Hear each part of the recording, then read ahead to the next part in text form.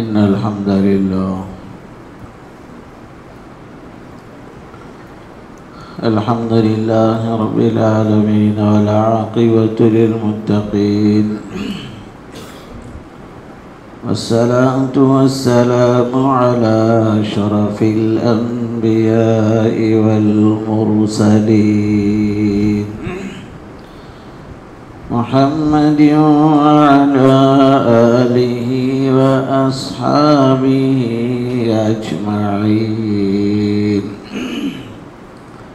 أما بعد فأعوذ بالله من الشيطان الرجيم بسم الله الرحمن الرحيم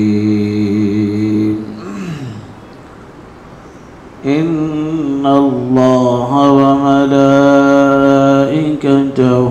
يصلون على النبي يا أيها الذين آمنوا صلوا عليه وسلموا تسليما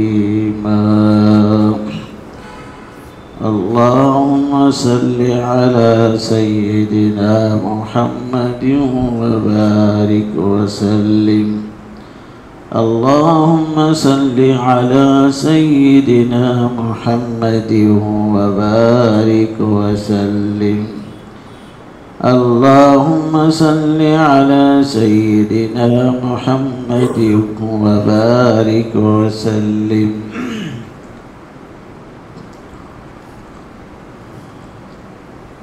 بزرگان محترم و برادران اسلام، ربیع الاول کا بامہینہ بابرکت مہینہ گزر رہا ہے۔ اسی مہینے میں حضور اکرم صلی اللہ علیہ وسلم کی جہاں ولادت باسعادت ہوئی، اور اسی مہینے میں آپ علیہ السلام کی وفات بھی ہوئی، اور آپ علیہ السلام کی زندگانی کے بہت سے سیرت کے واقعات ربیع الاول کے مہینے میں رونما ہوئی۔ اسلامی اور قمری مہینوں کے نام حضور صلی اللہ علیہ وسلم کی آمد سے کئی برس پہلے اہل عرب نے نام طے کر دیے تھے کہ آپ کا قمری جو سال ہے وہ محرم سے شروع ہوتا ہے اور ذی الحجہ پر ختم ہو جاتا ہے، اور ان ناموں میں ایک نام ربیع الاول ہے جو موسم فصل بہار کی ابتدائی مراحل کو ربیع الاول کہا جاتا ہے۔ خوشگوار مہینہ، خوشگوار موسم، فصل بہار، یہ سب معنی ہیں اس کے، اور ایسا خوشگوار موسم کا معنی کسی اور مہینے میں نہیں ہے جو ربیع الاول کے مہینے میں۔ گویا حضور اکرم صلی اللہ علیہ وسلم کی آمد سے پہلے مہینہ بھی مقرر کر دیا گیا کہ میرا محبوب جس مہینے میں آئے گا وہ مہینہ فصل بہار ہوگا، وہ مہینہ خوشگوار مہینہ ہوگا، وہ بہترین موسم والا مہینہ ہوگا۔ پیغمبر علیہ السلام سے ہمارا گہرا تعلق ہے، اور یہ تعلق روحانی تعلق ہے۔ ہمارے وجود میں دو چیزیں ہیں، ایک ظاہر جسم بھی ہے اور ایک اندرون میں روح بھی ہے۔ جسم کے جیسے رشتے ہیں ویسے روح کے بھی رشتے ہیں۔ فرق صرف یہ ہے کہ جسم عارضی ہے، فانی ہے، روح ابدی ہے، لافانی ہے۔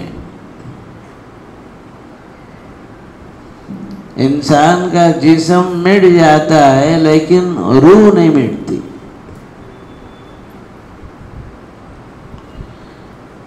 تو جب ہمارا جسم ہے تو ہماری جسمانی رشتے بھی ہیں، ہمارے جسمانی رشتوں میں ہمارے ماں باپ ہیں جن سے ہم پیدا ہوئے، ہماری اولاد ہے جو ہم سے پیدا ہوئی، ہمارے شریک حیات ہے بیوی، وہ اس کے لیے ہم شریک حیات ہیں، شوہر، یہ سب جسمانی رشتے ہیں۔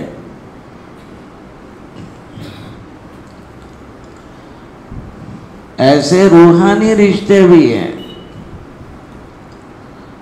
روحانی پہلا رشتہ بندے کا اللہ سے جڑا ہوا ہے، اور دوسرا رشتہ ہمارا حضور اکرم صلی اللہ علیہ وسلم سے جڑا ہوا ہے، اور تیسرا ہمارا رشتہ دین سے، اسلام سے جڑا ہوا ہے۔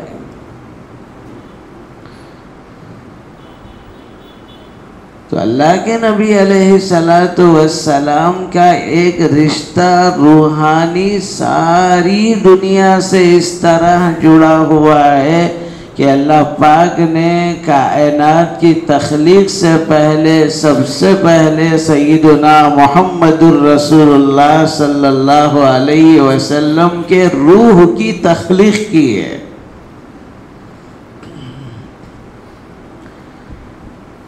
اسی لیے آپ علیہ السلام نے ارشاد فرمایا، انا خلقت وآدم بین الماء والطین۔ اللہ نے مجھے، میری روح کو اس وقت پیدا کیا بھی آدم پانی اور مٹی کے درمیان میں تھے، ان کا وجود بھی نہیں ہوا تھا، اس سے پہلے میرا وجود تھا۔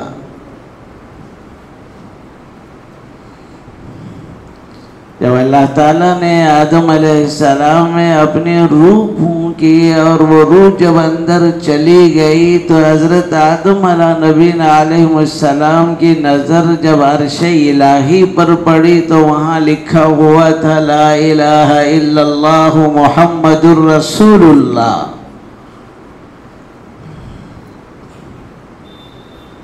اور پھر اللہ پاک جہاں پورے عالم کے، عالم دنیا ہو، عالم آخرت ہو، عالم برزخ ہو، آسمان اور زمین کا عالم ہو، آسمان اور زمین کے درمیان کی مخلوقات کا عالم ہو، خواہ وہ عالم جمادات کا ہو، خواہ وہ عالم نباتات کا ہو، خواہ وہ عالم حیوانات کا ہو، خواہ وہ عالم انسانوں کا ہو، ان تمام عالموں کے لیے جب اللہ رب العالمین ہے تو محمد الرسول اللہ صلی اللہ علیہ وسلم رحمت للعالمین۔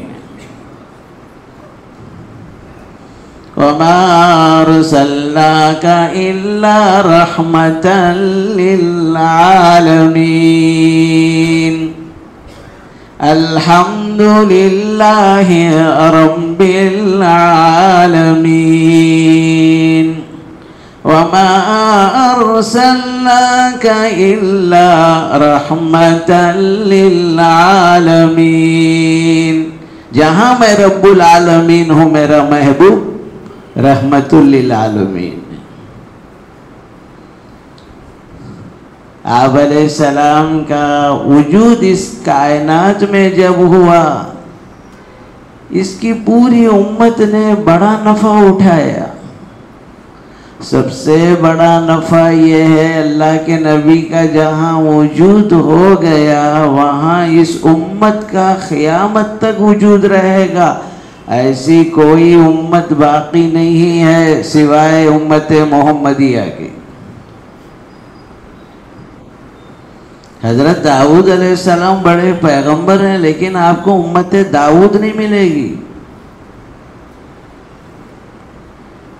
لیکن اللہ کے نبی جب تشریف لائے تو اللہ سے دعا مانگی، مولا میری امت کو ایسا تباہ نہ کر دینا کہ اول اور آخر سب ختم ہو جائے۔ اللہ تعالیٰ نے قرآن میں فرمایا وما كان الله ليعذبهم وأنت فيهم.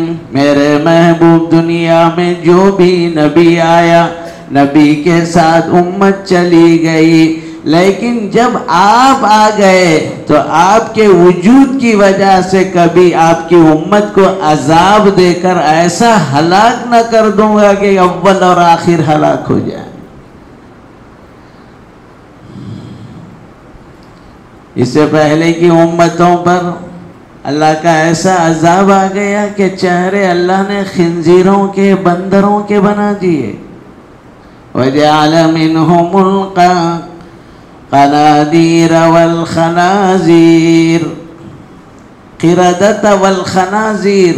بندر بھی بنائے گئے، خنزیر بھی بنا دیے گئے، لیکن اللہ کے نبی علیہ السلام کی آمد سے اللہ نے کہا میرے محبوب آپ کی امت کو ایسا عذاب نہیں دوں گا میں.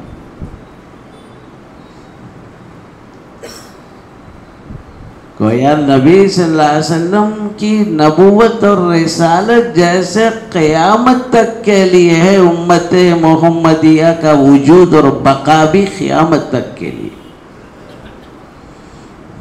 اسی لیے آپ نے فرمایا انا خاتم النبیین لا نبی بعدی وانتم آخر الامم لا امت بعدکم. آخری نبی بنا کر بھیجا گیا، میرے بعد کوئی نبی نہیں، تم آخری امت ہو، پھر اس امت کے بعد کوئی اور امت نہیں آئے گی، میری ہی امت چلے گی. جب اللہ کے نبی علیہ السلام کا ہم سے روحانی رشتہ ہے، جہاں سارے جسمانی رشتے ختم ہوں گے وہاں روحانی رشتوں کا سوال ہوگا. خبر میں کوئی جسمانی رشتے کا سوال نہیں ہوگا. من انت، مسمک، من ابوک، من قبیلتک. تمہارے ماں باپ کون سے قبیلے سے تمہارا تعلق ہے. جسمانی کوئی رشتے کا سوال ہی نہیں. روحانی رشتے کا سوال ہوگا. جس اللہ نے ہمیں پیدا کیا ہے ہمارا وہ رب ہے، ہم اس کے مربوب ہیں. اس پیغمبر کو ہمارے لیے آئیڈیل اور نمونہ بنا کر اللہ نے بھیجا ہے، وہ ہمارے رسول ہیں، ہم ان کے امتی ہیں. اور دستور انسانیت کے لیے، دستور حیات کے لیے جو دین دے کر بھیجا ہے وہ دین ہمارا ہے، ہم اس کے فالوور ہیں. اس رشتے کا سوال ہوگا. من ربک، بتا تیرا رب کون ہے. ہائے ہائے، آج ہم نے دکھنے والی دنیا کو، دکھنے والے رشتوں کے پیچھے ایسا دوڑ لیے مرنا ہی نہیں ہے گویا. وہاں تو سوال رشتوں کا جو ہوگا وہ تو روحانی رشتوں کا سوال ہوگا. ما تقول فی ھذا الرجل، حضور کو دکھا کر پوچھا جائے گا یہ ہستی کو جانتے ہو، یہ کون ہے؟ ما دینو کا، بتاؤ تمہارا دین کیا تھا؟ اسلام پر چلتے تھے کہ نہیں چلتے تھے؟ جو چلنے والا ہوگا کہے گا دینی الاسلام. جب اللہ کے نبی علیہ السلام نے ارشاد فرمایا محشر جب بپا ہوگا اس وقت بھی محمد الرسول اللہ صلی اللہ علیہ وسلم سے امت نفع اٹھائے گی. دنیا میں بھی نفع اٹھا رہی ہے، مرنے کے بعد بھی خبر میں نفع اٹھائے گی، محشر میں بھی نفع اٹھائے گی. اللہ کا غضب اور جلال برسے گا، کسی کو ہمت نہیں ہوگی بات چیت کی. سارے لوگ جائیں گے آدم علیہ السلام کے پاس کہ ہم سب آپ کے بیٹے ہیں، آپ ہمارے باپ ہیں، مسئلہ حل کرو. حضرت آدم کہیں گے کہ نہیں، میرے رب کا آج جلال ایسا برس رہا ہے، میں کسی اور کا سوال نہیں کرتا. ربی یا ربی نفسی نفسی، مولا میری جان بخش جائے یہی میرے لیے کافی. پھر کہیں گے جاؤ تمہارے جد امجد میں ابراہیم بھی ہیں، ان سے مسئلہ حل کرو. حضرت ابراہیم کے پاس آئیں گے، حضرت ابراہیم علیہ السلام بھی کہیں گے کہ رب کا جلال اور غصہ اس قدر بڑا ہے، ابراہیم کی مجال بھی نہیں ہے کہ باری تعالیٰ کے دربار میں کچھ کہے، یا رب نفسی نفسی، آج میں اپنی جان کی بخشش مانگتا ہوں، کوئی اور سوال نہیں کر سکتا۔ جاؤ دنیا میں ایک پیغمبر موسیٰ نے بات کی ہے، ہو سکتا ہے کچھ ان میں ہمت پیدا ہو۔ موسیٰ علیہ السلام کے پاس آئیں گے، آپ کلیم اللہ ہیں، ذرا بات کر کے مسئلہ حل کیجئے۔ حضرت موسیٰ بھی کہیں گے رب کا جلال ظاہر ہے، آج میں سوائے اپنی جان کی بخشش کے کوئی اور سوال نہیں کرتا، یا رب نفسی نفسی۔ جاؤ آخری میرے بعد آنے والے پیغمبر حضرت عیسیٰ کے پاس، وہ خاص اللہ کے بندے ہیں، اپنی روح سے اللہ نے حضرت عیسیٰ کو پیدا کیا ہے، وہ حضرت عیسیٰ کے پاس آئیں گے۔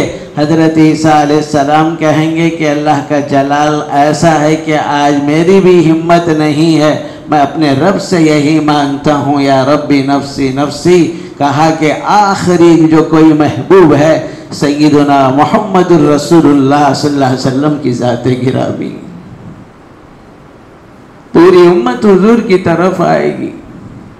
اللہ کے نبی علیہ السلام، اللہ کا عرش ہوگا وہاں، بارگاہ عزت میں لمبا ایسا سجدہ فرمائیں گے، کسی نے ایسا سجدہ نہیں کیا ہوگا، ایسی تعریف کریں گے کسی نے نہیں کیا ہوگا۔ رب ذوالجلال کی رحمت جوش میں آئے گی، اعلان ہوگا ارفع رأسک یا محمد سلما تعطا، رواہ مسلم فی صحیح۔ مسلم شریف میں بہت تفصیلی روایت ہے۔ اے میرے محبوب سر اٹھائیے، مانگے، کیا مانگتے ہو، سب کچھ دے دیا جائے۔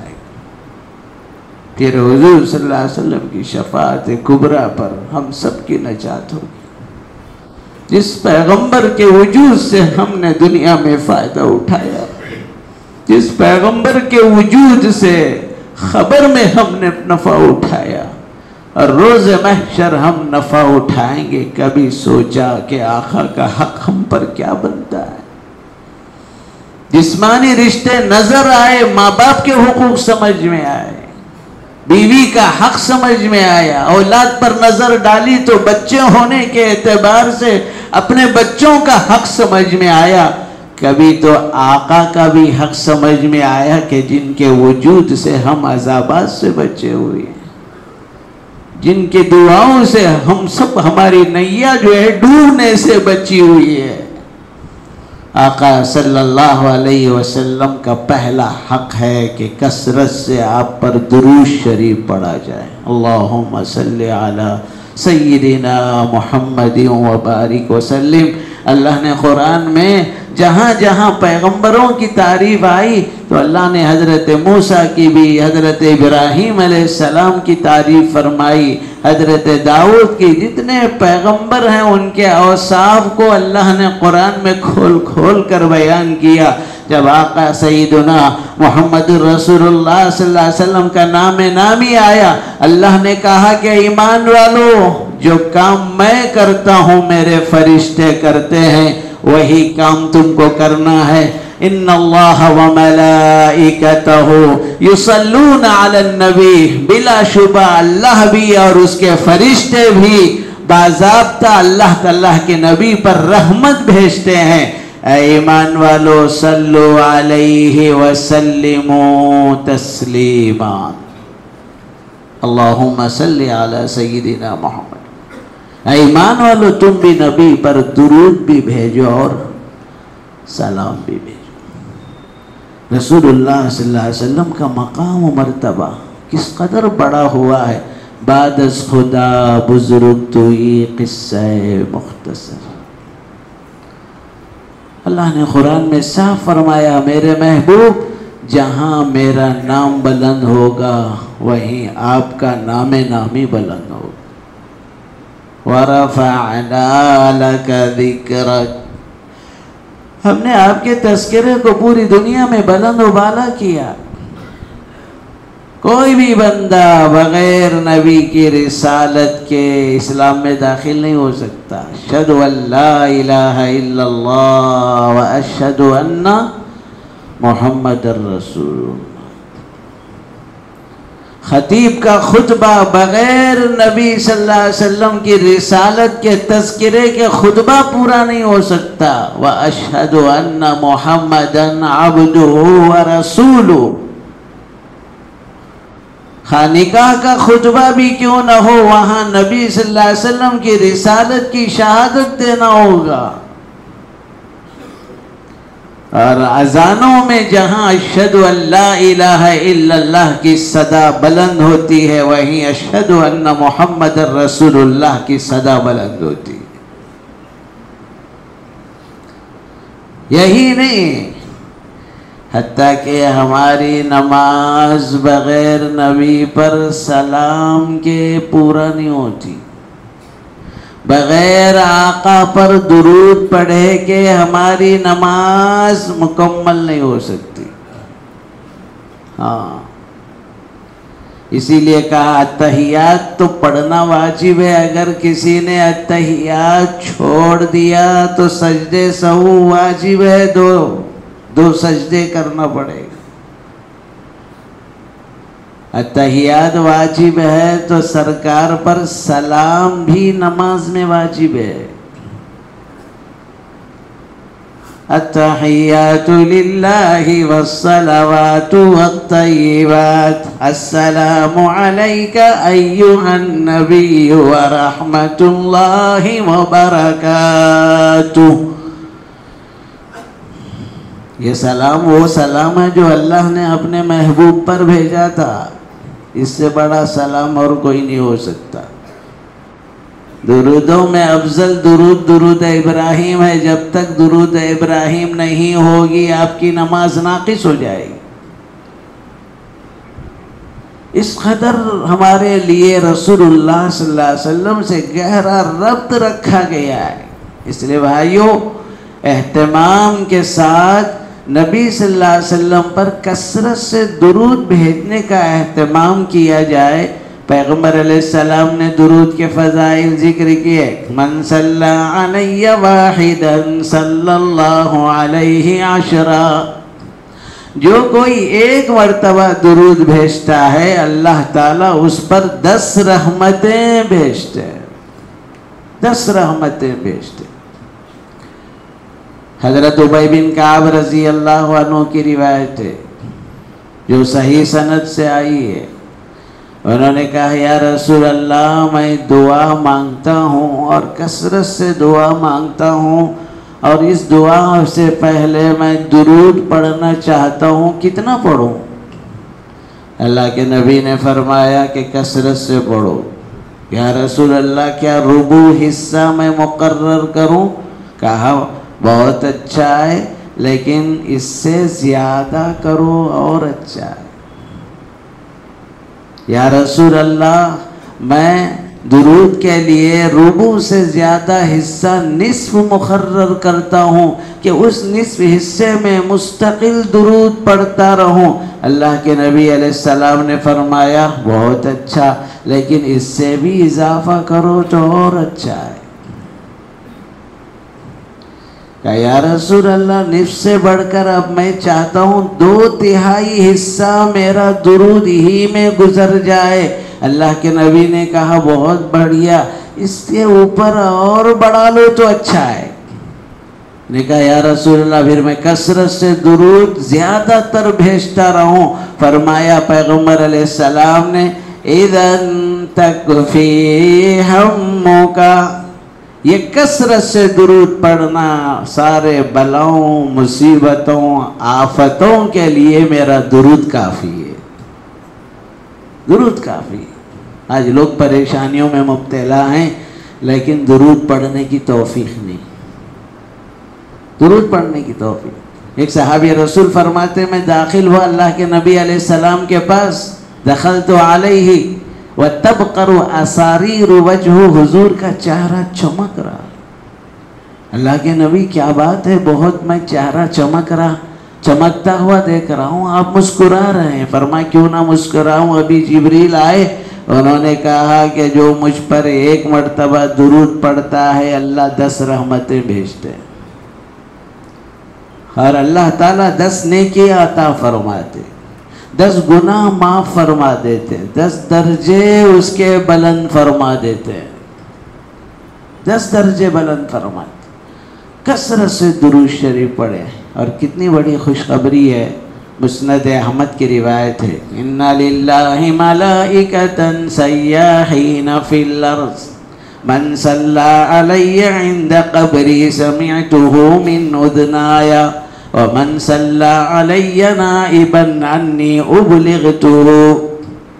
فرمایا جو شخص میرے قبر کے پاس درود پڑھتا ہے میں اپنے دونوں کانوں سے سنتا ہوں، اور جو دور رہ کر مجھے درود پڑھتا ہے تو فرشتے مستقل میں درود مجھ تک پہنچاتے ہیں، یا رسول اللہ فلاں ابن فلاں فلاں شہر میں بیٹھ کر آپ کے لیے اتنے مرتبہ درود پڑھا ہے۔ آقا سرکار دو عالم صلی اللہ علیہ وسلم اس تحفے کو قبول فرماتے ہیں۔ آقا کی عادت ہے حل جزاء الاحسان الا الاحسان، جو کوئی بدلہ کا دے گا تو سرکار بھی جواب میں کوئی تحفہ دیتے۔ ہم جب حضور کے لیے درود رحمت بھیجیں گے تو اللہ کے نبی ہمارے لیے دعا کر دے۔ کتنی خوش نصیبی ہے، ہمارا نام، ہم گنہگاروں کا نام سرکار کے سامنے آ جائے۔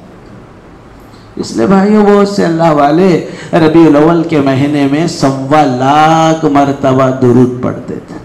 کتنے؟ 1.25 لاکھ، کیونکہ کثرت کی روایت آئی ابی ابن کعب میں کہ دعاؤں کا اکثر کیا 2/3 سے زیادہ حصہ بیٹھ کر جو ہے یا رسول اللہ آپ کے لیے دعا کروں۔ حضور نے کہا کثرت سے درود پڑھو، یہی تمہارے لیے کافی ہے نجات کے لیے، عذاب سے، آفتوں سے، بلاؤں سے۔